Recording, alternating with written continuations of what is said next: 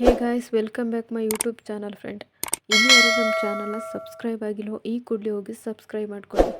ಬನ್ನಿ ನಾವಿವತ್ತು ಸಿಂಪಲ್ಲಾಗಿ ಚಿಕನ್ ಗ್ರೇವಿನ ಹೇಗೆ ಮಾಡೋದು ಅಂತ ತೋರಿಸ್ತೀನಿ. ಮೊದಲಿಗೆ ಒಂದು ಮಿಕ್ಸರ್ ಜಾರ್ನಲ್ಲಿ ಈರುಳ್ಳಿ ಮತ್ತು ಶುಂಠಿ, ಬೆಳ್ಳುಳ್ಳಿ, ಟೊಮೊಟೊ, ಕೊತ್ತಂಬರಿ ಸೊಪ್ಪು ಇಷ್ಟನ್ನು ಆ್ಯಡ್ ಮಾಡಿಕೊಂಡು ಸ್ವಲ್ಪ ನೀರನ್ನ ಹಾಕ್ಕೊಂಡು ನುಣ್ಣಗೆ ಪೇಸ್ಟ್ ಮಾಡಿ ಇಟ್ಕೊಳ್ಳಿ ಫ್ರೆಂಡ್. ಮೊದಲಿಗೆ ತುಂಬ ಥರ ಚಿಕನ್ ಗ್ರೇವಿಗಳಿವೆ, ಸೊ ಅದರಲ್ಲಿ ಇದು ಒಂದು ಫ್ರೆಂಡ್. ಸಿಂಪಲ್ ಆಗಿದ್ರೂ ತುಂಬಾ ಚೆನ್ನಾಗಿರುತ್ತೆ. ಮನೇಲಿ ಒಂದು ಸಲ ಟ್ರೈ ಮಾಡಿ ಕಮೆಂಟ್ ಹಾಕಿ ಹೇಗೆ ಬಂತು ಅಂತ. ನೋಡಿ, ಈ ಥರ ನುಣ್ಣಗೆ ರುಬ್ಬಿ ಇಟ್ಕೊಂಡಿದ್ದೀನಿ.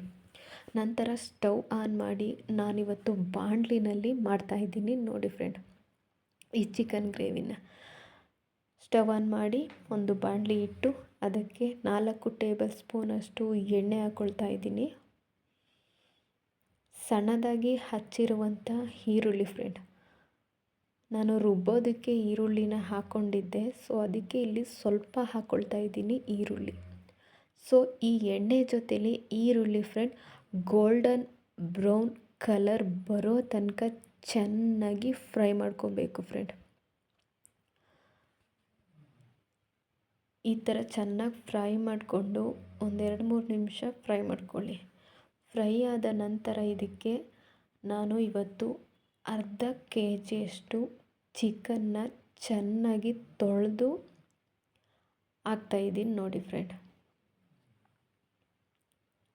ನೀವು ಯಾವುದೇ ಚಿಕನ್ ಸಾಂಬಾರು ಮಾಡಿದ್ರೂ ಅದಕ್ಕೆ ಸ್ವಲ್ಪ ನೀವು ಅರಿಶಿನ ಪುಡಿನ ಆ್ಯಡ್ ಮಾಡಿದ್ರೆ ಮಾತ್ರ ಸಾಂಬಾರಿನಲ್ಲಿರುವಂತಹ ಹಸಿ ಸ್ಮೆಲ್ ಅಂತಾರಲ್ಲ, ಅದೆಲ್ಲ ಚೆನ್ನಾಗಿ ಹೋಗುತ್ತೆ ಫ್ರೆಂಡ್.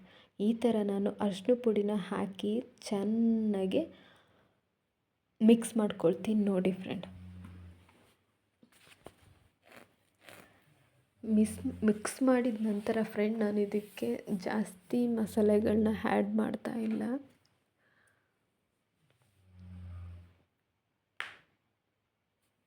ಚೆನ್ನಾಗಿ ಅರಿಶಿನ ಪುಡಿ ಎಲ್ಲ ಇರೋ ಚಿಕನ್ಗೆಲ್ಲ ಮಿಕ್ಸ್ ಆಗಬೇಕು. ಈ ಥರ ಮಿಕ್ಸ್ ಮಾಡ್ಕೊಂಡಿದ ನಂತರ ನಾನು ಫ್ರೆಂಡ್ ಯಾವ್ಯಾವ ಮಸಾಲೆ ಹಾಕ್ತೀನಿ ಅಂತ ನೋಡಿ ಹೇಳ್ತೀನಿ. ಚೆನ್ನಾಗಿ ಬೇಯ್ತಾ ಇದೆ. 1-2 ನಿಮಿಷ ಬೆಂದ ನಂತರ ಪೆಪ್ಪರ್ ಪೌಡರ್ ಫ್ರೆಂಡ್, ಸ್ವಲ್ಪ ನಾನು ಜಾಸ್ತಿ ಆ್ಯಡ್ ಮಾಡಲ್ಲ, ನೀವು ಬೇಕಿದ್ರೆ ಹಾಕೊಳ್ಳಿ ಜಾಸ್ತಿನ. ಚಿಕನ್ ಮಸಾಲ ಫ್ರೆಂಡ್, 1-2-3 ಚಮಚದಷ್ಟು ಚಿಕನ್ ಮಸಾಲ ಹಾಕ್ಕೊಳ್ತಾ ಇದ್ದೀನಿ. ನಾನು ಮನೆಯಲ್ಲಿ ತಯಾರಿಸಿದಂಥ ಖಾರ ಪುಡಿನ ಇದಕ್ಕೆ ಆ್ಯಡ್ ಮಾಡ್ತೀನಿ ಫ್ರೆಂಡ್. ಸ್ವಲ್ಪ ಫಸ್ಟು ಗರಂ ಮಸಾಲೆ ಬೇಕಿದ್ದರೆ ಆ್ಯಡ್ ಮಾಡ್ಕೊಳ್ಳಿ, ನಾನಿಲ್ಲಿ ಸ್ಕಿಪ್ ಮಾಡಿದ್ದೀನಿ. ಸೊ ಮೆಣಸಿನ ಪುಡಿ ಮತ್ತು ಚಿಕನ್ ಮಸಾಲೆನ ಹಾಕ್ಕೊಂಡು ಮತ್ತೆ 1 ನಿಮಿಷ ಈ ಥರ ಮಿಕ್ಸ್ ಮಾಡಿಕೊಂಡು ಬೇಯಿಸ್ತಾ ಇದ್ದೀನಿ. ನೋಡಿ ಫ್ರೆಂಡ್, ನಾನೇನು ಲಿಡ್ಡೇನು ಕ್ಲೋಸ್ ಮಾಡಲ್ಲ ಫ್ರೆಂಡ್, ಹಂಗೆ ಬೇಯಿಸ್ಕೊತೀನಿ. ಲಿಡ್ ಕ್ಲೋಸ್ ಮಾಡಿ ಬೇಯಿಸಿದ್ರೆ ಚೆನ್ನಾಗಿರಲ್ಲ. ಸೊ ಮಿಕ್ಸ್ ಮಾಡಿಕೊಂಡು ನಂತರ ಇದಕ್ಕೆ ರುಬ್ಬಿರುವಂಥ ಮಸಾಲೆನ ಹಾಕ್ತಾಯಿದ್ದೀನಿ. ನೋಡಿ ಫ್ರೆಂಡ್, ತುಂಬಾ ಟೇಸ್ಟಿಯಾಗಿತ್ತು ಫ್ರೆಂಡ್ ರುಚಿ. ಅದರಲ್ಲೇ ಮಿಕ್ಸರ್ ಜಾರ್ನಲ್ಲೇ ಸ್ವಲ್ಪ ನೀರನ್ನ ಆ್ಯಡ್ ಮಾಡಿ ಹಾಕ್ತಾಯಿದ್ದೀನಿ. ನೀವು ಎಷ್ಟು ಜನ ಇದ್ದೀರಾ ಆ ಕ್ವಾಂಟಿಟಿನಲ್ಲಿ ನೀವು ನೀರನ್ನ ಆ್ಯಡ್ ಮಾಡ್ಕೊಳ್ಳಿ ಫ್ರೆಂಡ್. ಮುದ್ದೆಗೆ, ಚಪಾತಿಗೆ, ಹಾಗೆ ರೈಸ್ಗೆ, ಪೂರಿಗೆ ಎಲ್ಲ ತುಂಬ ಚೆನ್ನಾಗಿರುತ್ತೆ ಈ ಚಿಕನ್ ಗ್ರೇವಿ. ಮನೇಲಿ ಒಂದು ಸಲ ಟ್ರೈ ಮಾಡಿ, ಖಂಡಿತವಾಗಿಯೂ ಕಮೆಂಟ್ ಮಾಡಿ ಹೇಗಿತ್ತು ಅಂತ.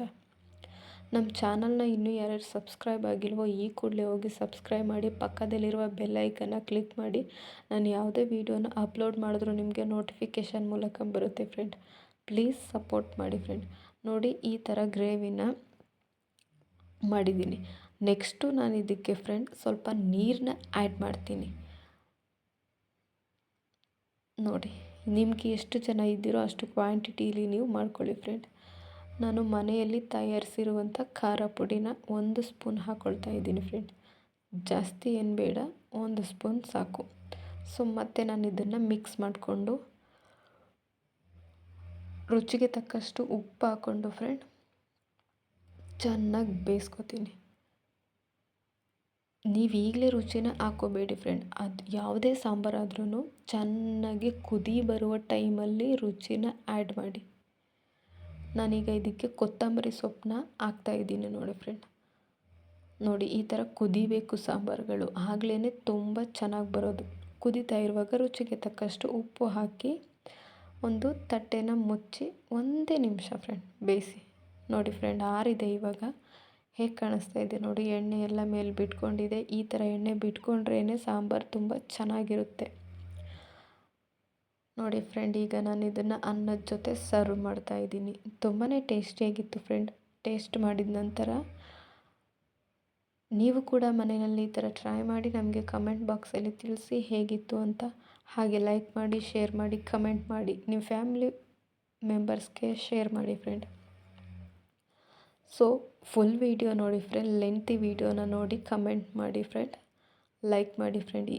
ಈ ಚಿಕನ್ ಗ್ರೇವಿ, ಸಿಂಪಲ್ ಆದ ಚಿಕನ್ ಗ್ರೇವಿ ಹೇಗಿತ್ತು ಅಂತ ಕಮೆಂಟ್ ಮೂಲಕ ತಿಳಿಸಿ ಫ್ರೆಂಡ್.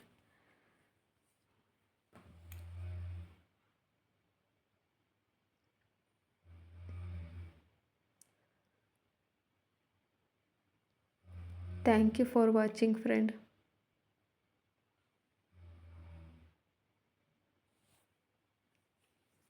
ಸೊ ಇನ್ನೂ ಯಾರ್ಯಾರು ನಮ್ಮ ಚಾನಲ್ ಸಬ್ಸ್ಕ್ರೈಬ್ ಆಗಿಲ್ವೋ ಈ ಕೂಡಲೇ ಹೋಗಿ ಸಬ್ಸ್ಕ್ರೈಬ್ ಮಾಡಿ. ಸಬ್ಸ್ಕ್ರೈಬ್ ಫ್ರೀ ಇರುತ್ತೆ ಫ್ರೆಂಡ್. ಲೈಕ್ ಮಾಡಿ, ಶೇರ್ ಮಾಡಿ, ಕಮೆಂಟ್ ಮಾಡಿ. Thank you for watching friend.